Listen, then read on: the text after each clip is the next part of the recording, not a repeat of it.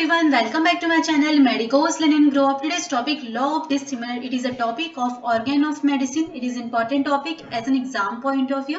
As a homeopathic student आपको पता होना चाहिए कि law of dissimilar क्या होता है. ये एग्जाम में शॉर्ट में 5 मार्क्स में पूछे जाते हैं.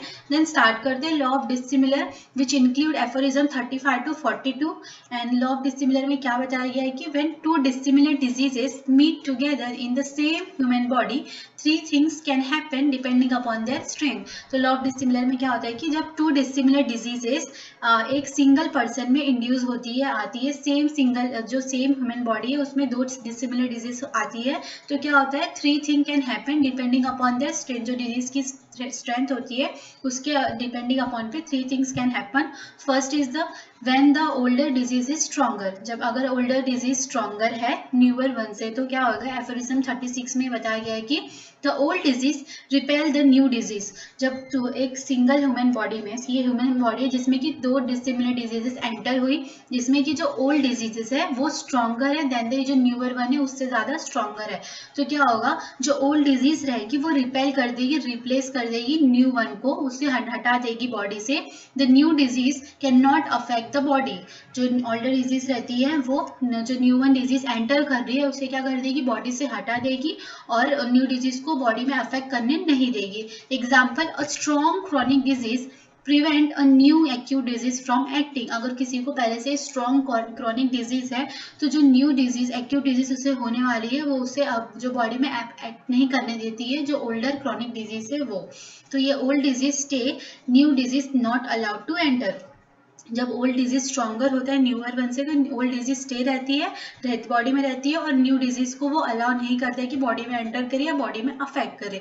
तो ये क्या होता है ये when the older disease is stronger. In short में देख लेते हैं कि ओल्डर डिजीज अगर स्ट्रॉन्गर रहती है न्यूअर वन से तो ओल्ड डिजीज क्या करती है रिपेल कर देगी न्यू वन को और बॉडी में एंटर होने नहीं देगी बॉडी को अफेक्ट नहीं होने देगी. Then next one is the when the new disease is stronger. उसमें क्या था ओल्ड डिजीज स्ट्रॉन्गर थी फर्स्ट में एंड अगर न्यू डिजीज स्ट्रॉन्गर रही ओल्डर वन से तो क्या होगा. ये एफोरिज्म 38 में बताया गया है कि the new disease take control of the body. जो न्यू डिजीज रहेगी वो बॉडी पे अफेक्ट कर देगी पूरी तरीके से. The old disease become inactive और सप्रेस्ड फॉर अ टाइम.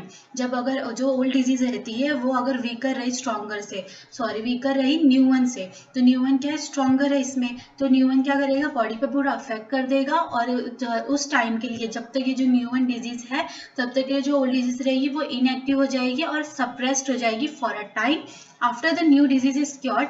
अगर जब न्यू डिजीज पूरी क्योर हो जाएगी उसका पूरा कोर्स कंप्लीट हो जाएगा वो क्योर हो जाएगी एंड हो जाएगी तो ओल्ड डिजीज रिटर्न वापस रीअपियर होती है रिटर्न हो जाती है बिकॉज ये सप्रेस्ड हो जाती है due to the presence of stronger new disease.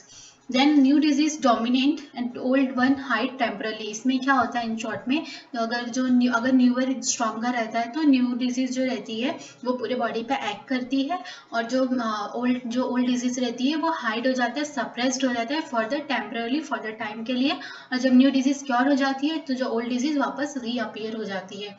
Then when both diseases are equal of strength. जब एक ह्यूमन बॉडी में दो डिसिमिलर डिजीजेस दोनों ही इक्वल स्ट्रेंथ की हो तो क्या होता है एफोरिज्म 40 में डिस्क्राइब किया गया है कि बोथ डिजीज को exist and form complex disease. Both disease जो रहती है इक्वल स्ट्रेंथ की अगर रही न्यू वन भी और ओल्ड वन भी तो क्या करेगी ये को एग्जिस्ट करेगी और एक कॉम्प्लेक्स डिजीज फॉर्म करेगी और जो each occupies different part of the body suited to them. जो ओल्ड डिजीज रहेगी और न्यू डिजीज रहेगी दोनों बॉडी की किसी भी पार्ट को जो भी उसके लिए सुटेबल है वो जगह पे वो जाके ऑक्यूपाई कर लेगी अपने आप को और जाके वहाँ पे ग्रो करेगी. Example one disease affect the lung and while another disease जो रहती है वो अफेक्ट करेगी लीवर को. देन ये क्या था कि जब अगर दोनों डिजीज इक्वल स्ट्रेंथ की रहती है तो वो क्या कर लेती है कॉम्प्लेक्स डिजीज फॉर्म करती है और जो न्यू डिजीज और ओल्ड डिजीज दोनों ही अपने सुटेबल जो भी ऑर्गन रहेंगे वहाँ पे जाके वो अटैक करती है वहाँ पे जाके वो ग्रो करती है.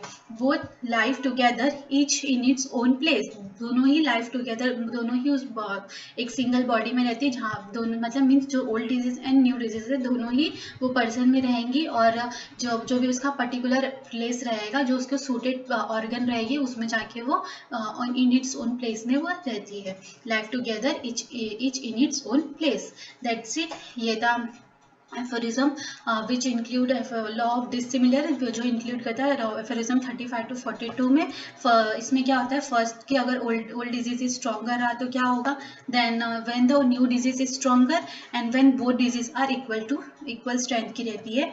दैट्स इट, ये लॉ ऑफ डिसिमिलर जो कि एग्जाम में शॉर्ट में 5 मार्क्स में पूछे जाते हैं। तो फर्स्ट आपको क्या लिखना है, ये लॉ ऑफ डिसिमिलर की इंक्लूड करता है एफोरिज्म 35 to 42, देन उसके बाद ये पूरी चीज़ें अच्छे से आपको डिस्क्राइब करनी है। That's it.